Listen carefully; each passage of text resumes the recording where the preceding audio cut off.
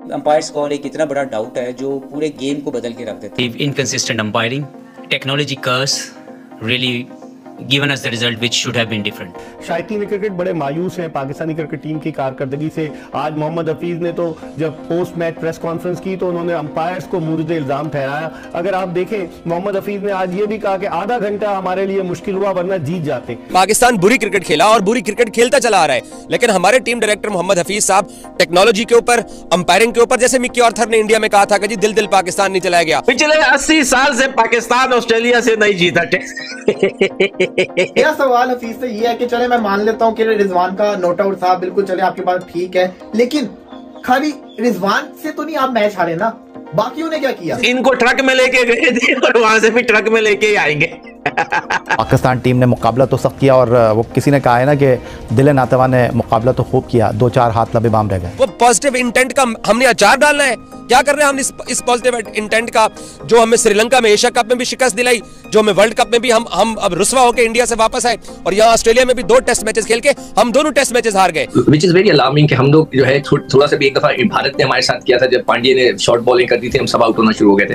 तो इसके ऊपर भी हमें काम करना पड़ेगा। 2 लगातार मैचेस हम ऑस्ट्रेलिया के अंदर हार चुके हुए हैं, तीसरा भी हार जाएंगे, बल्कि तीसरा हारने के लिए लोडिंग ही चल रही है। यही नजर आ रहा है कि तीसरे मैच की भी लोडिंग हो रही है, 3-0 ही ना हो जाए। हमारी जो बैटिंग है उसमें ऑब्वियसली हम बहुत ज्यादा डिपेंड कर रहे थे अपने बाबर पे, उसमें जो है फेल हो गए, तो अब बाबर की वजह से भी बड़ा फर्क पड़ गया। और हमारा इमाम जो है वो तो बिल्कुल ही नहीं, हमें उनके बारे में सोचना पड़ेगा। रिजवान 219 के ऊपर आउट होते हैं, 237 से पाकिस्तान ऑल आउट हो जाती है। तकरीबन 20 से 25 मिनट के अंदर ऑल आउट होते हैं और आखिरी 3 आउट तो सिर्फ 5 मिनट के अंदर होते हैं। ये टीम जो है ये काबिल तारीफ है। ये परफॉर्मेंस जो फाइट देखी है ये बहुत अच्छी थी, क्योंकि मामला तो टफ ही होता है। 300 रन का टारगेट चौथी इनिंग्स में, चाहे अच्छी टीम हो या अच्छी टीम ना हो। हफीज कहते हैं ऐसी हार पे हम प्राउड फील करते हैं और हमने जिस तरह खेले हैं इस तरह ऑस्ट्रेलिया में किसी भी टीम ने नहीं खेला। शायद से इंडिया की जो अंपायर्स हैं उनकी मदद से पाकिस्तान को एक दफा फिर से हरवा दिया गया है और अब यही इल्जाम जो है वो पाकिस्तान के डायरेक्टर मोहम्मद हफीज ने आईसीसी और अंपायर्स के ऊपर लगाया है। अब ये कंट्रोवर्शियल डिसीजन है, लेकिन अंपायर ने आउट दिया, एविडेंस के साथ दिया है, तो इसका मतलब है आउट है, इसमें कोई बहस नहीं। फ्रंट अंपायर ने आउट नहीं दिया है, लेकिन अगर आपके ग्लव्स पे, आपके रिस्ट पे बॉल लगी है तो दैट्स मीन आउट। कंट्रोवर्शियल बनाने की जरूरत नहीं है, हार गए। इस डिसीजन को लेके ये नहीं बोल रहे कि हम इनकी वजह से मैच हार गए। जी बिल्कुल ठीक डिसीजन था और मेरा ख्याल है कि आप उसको कैसे, उन्होंने तीनों जाविये से चेक किया, जो अल्ट्राई था उसमें क्लियरली नजर आ रहा था कि जो रिस्ट बैंड था उनकी बिल्कुल ग्लव्स के साथ और बॉल उस पर लग कर गया, तो वो बिल्कुल आउट था मेरे ख्याल में। मुताबिक अगर वो ग्लव्स के साथ ही थी, उनकी जो ग्लव्स का ऊपर का हिस्सा अगर उसको टच करके गया है, जो कि वो कहते हैं कि उन्होंने रिस्ट बैंड बांधी हुई थी, तो अगर उसको टच करके गया तो क्रिकेट के कवानीन क्या कहते हैं? मोहम्मद हफीज अंपायरों को क्रिटिसाइज कर रहे हैं कि कोड ऑफ कंडक्ट में ना आ जाए आईसीसी के, क्योंकि आप आईसीसी के ज़ाब्ता अखलाक के तहत इस तरह खुलेआम पब्लिक प्लेस पे या प्रेस कॉन्फ्रेंसेस में अंपायरों को और अंपायरों के डिसीजन को क्रिटिसाइज नहीं कर सकते। जो कि मुझे हार पे वगैरह technology is the curse, umpiring जो है वो फलानी, लानत तेरी दलील पे, लानत तेरे बोलने पे और लानत तुझे अपॉइंट करने वालों पे।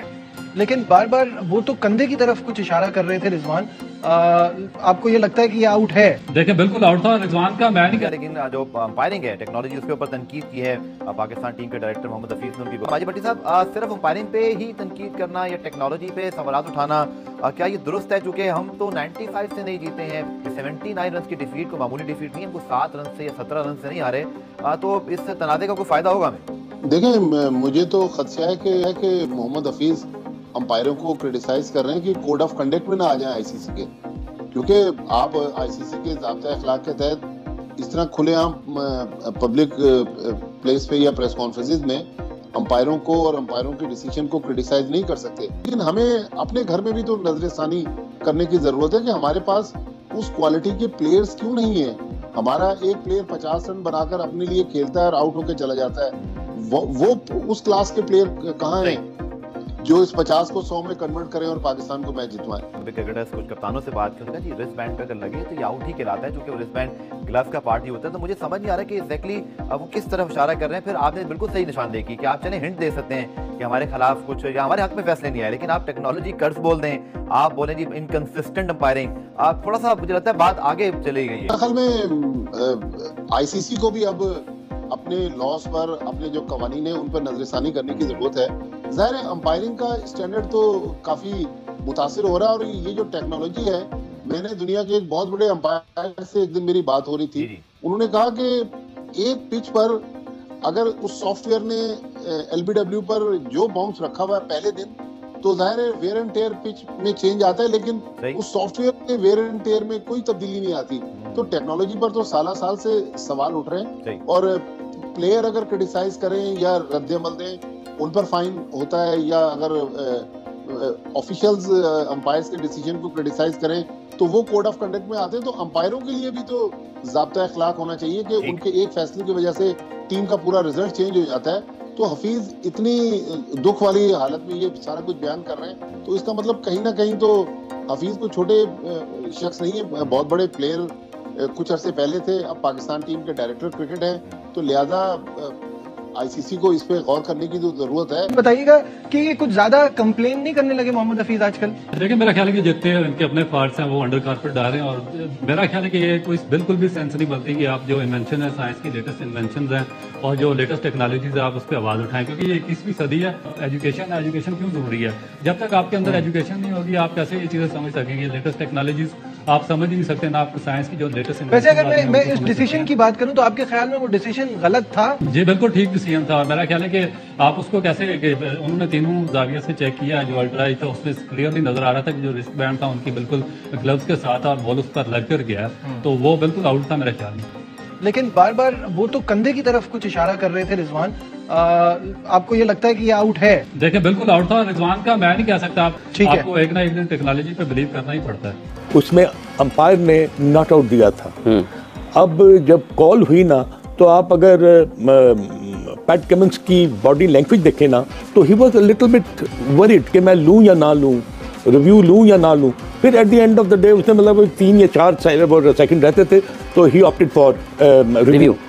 अब जब टीवी अंपायर के पास जब ये डिसीजन जाता है ना, तो वो बड़ा ही एक ऐसा डिसीजन था जिसको बड़ा माइन्यूटली देखना पड़ता था। अब there are 2 certain ways of deciding for the TV umpire के आया बॉल जो था वो ग्लव को किस किया है कि नहीं किया, इस पर ही डिसीजन होना था।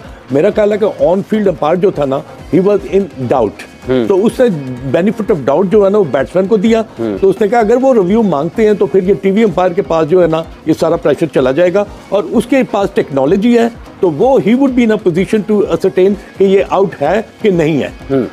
अब तब उसमें आप देखें कि डिफरेंट तरीके से ना उनके डिसीजन को देखा गया है। 2 लगातार मैचेस हम ऑस्ट्रेलिया के अंदर हार चुके हुए हैं, तीसरा भी हार जाएंगे, बल्कि तीसरा हारने के लिए लोडिंग ही चल रही है। यही नजर आ रहा है कि तीसरे मैच की भी लोडिंग हो रही है, 3-0 ही ना हो जाए हमारे साथ, क्योंकि ना हम वहां पे मैच जीते, 29 साल हो चुके हैं सबर हमारे को, और ड्रा को तो पता नहीं 15 साल के करीब हो चुके हैं। तो बड़ा ही बुरा हाल चल रहा है कि कल हम इंडिया का मजाक उड़ा रहे थे कि वो हारे बुरी तरह से, तो आज हमारे साथ इतनी बुरी होगी कि हम लगातार दोनों मैचेस अपने हार गए हैं। तो सोचना पड़ेगा। देखिए, मोहम्मद हफीज ने आज आके जब प्रेस कॉन्फ्रेंस में बातें की तो उन्होंने सारा का सारा जो ब्लेम था वो अंपायरिंग के ऊपर डाल दिया और टेक्नोलॉजी के ऊपर डाल दिया। मेरा सवाल हफीज से ये है कि चले मैं मान लेता हूं कि रिजवान का नोट आउट था, बिल्कुल चले आपकी बात ठीक है, लेकिन खाली रिजवान से तो नहीं आप मैच हारे ना, बाकियों ने क्या किया? और हम इतना भी जानते हैं कि हमें याद है जब इंग्लैंड लास्ट ईयर पाकिस्तान में टेस्ट मैचेस खेल रहा था तो 55 चाहिए था और पाकिस्तान मैच जीत रहा था, पाकिस्तान हिस्टोरिकल चेस करने जा रहा था, 5 आउट से रिजवान भी हमारे 55 चाहिए था। इतना इजी हो कि हम बैठे हुए, एकदम पता नहीं क्या हुआ कि हम लोग ऑल आउट हो गए और मैच ही हम हार गए थे। और यहाँ भी 98 चाहिए था, रिजवान और सलमान अली आगा खेल रहे थे, लेकिन ऑस्ट्रेलिया हाथ पांव नहीं बोले थे ऑस्ट्रेलिया के। ऑस्ट्रेलिया बड़ा रिलैक्स था, उनको पता था कि हमने आउट होना ही होना है, उनको पता था कि जहां पे 1 विकेट मिली हमने इनके 10 ही आउट कर देना, और वही हुआ। रिजवान 219 के ऊपर आउट होते हैं, 237 से पाकिस्तान ऑल आउट हो जाती है। तकरीबन 20 से 25 मिनट के अंदर ऑल आउट होते हैं और आखिरी 3 आउट तो सिर्फ 5 मिनट के अंदर होते हैं। बाबर आजम के 40 रन का हमने क्या करना है जो आपकी टीम को नहीं जितवा सके हैं? रिजवान के उन 40-50 रन का हमने क्या करना है जो टीम को नहीं जितवा सकते? और सलमान अली आगा साहब पर्थ में भी आप यही गलती करते रहे। आप ठीक है 6-7वें नंबर पे बैटिंग आपको मिल जाती है, आप आ जाते हो बैटिंग करने के लिए, टेल के साथ खेलने की भी एक साइंस होती है।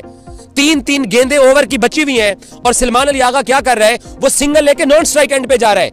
आमिर जमाल का टाइम भी वो नॉन स्ट्राइक एंड पे था, आमिर जमाल को अच्छा बॉल पड़ा, वो डिफेंस उसको नहीं कर सका, उसने जो अंपायर्स हैं उनकी मदद से पाकिस्तान को एक दफा फिर से हरवा दिया गया है। और अब यही इल्जाम जो है वो पाकिस्तान के डायरेक्टर मोहम्मद हफीज ने आईसीसी और अंपायर्स के ऊपर लगाया है। डायरेक्टर मोहम्मद हफीज ने प्रेस कॉन्फ्रेंस की, उसके अंदर उन्होंने जनाब सीधा इल्जाम जो है वो लगाया है और उन्होंने कहा कि इनकंसिस्टेंट अंपायरिंग और टेक्नोलॉजी कर्स जो है वो पाकिस्तान को ले डूबा है। जो हॉटस्पॉट टेक्नोलॉजी है जिसके अंदर जनाब जो रेस है उनके थ्रू देखा जाता है कि बॉल कहां पर लगी है, तो हॉटस्पॉट टेक्नोलॉजी के मुताबिक जो मोहम्मद रिजवान है उनका जो रिस्ट बैंड है, जो ग्लव का रिस्ट बैंड बनता है ना हिस्सा, वहां पर गेंद टच नहीं हुई। लेकिन जो स्निकोमीटर था वहां पर जब बॉल गुजर रही होती है जनाब जो उनका रिस्ट बैंड है उसके करीब, तो वहां पर एक स्पाइक जो है वो शो हो रहा होता है और बहुत बड़ा स्पाइक होता है। इसी वजह से जो रिचर्ड इलिंगवर्थ थे उन्होंने मोहम्मद रिजवान को आउट डिक्लेयर किया। लेकिन पाकिस्तान क्रिकेट टीम के मुताबिक जनाब मोहम्मद रिजवान जो है वो आउट डिक्लेयर नहीं होने चाहिए थे।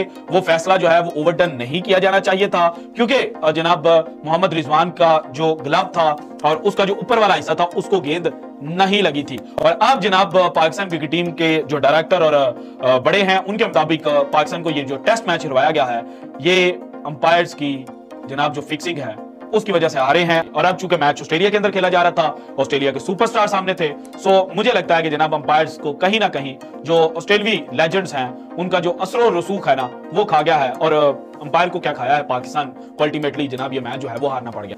और हमारे जो हफीज साहब है वन एंड ओनली इतनी बकवास करता था, इतना बेहया, इतना बेशरम और इतना मक्कार, इतना यार, अल्लाह ताला इसके मुंह पे बार बार फिटकार।